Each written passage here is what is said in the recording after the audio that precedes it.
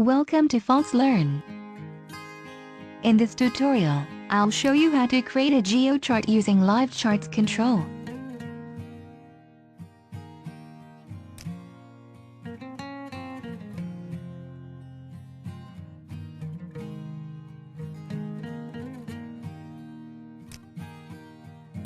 Right-click on your project, then select Manage Nugget Packages.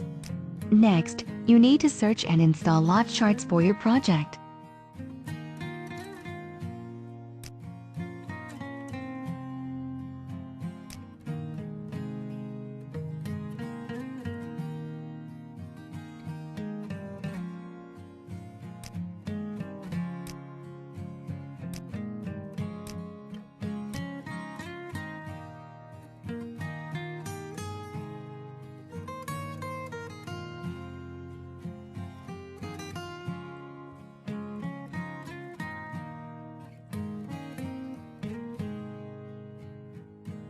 A GeoMap is a map of a country, continent, or region map, with colors and values assigned to specific regions, whose values are displayed as a color scale. If your application is based on some kind of dashboard that needs to display the map to show different countries or a single country with its region, your best bet is to use a library to achieve it, instead of displaying SVG manually with extra code that has been already implemented on a third-party library.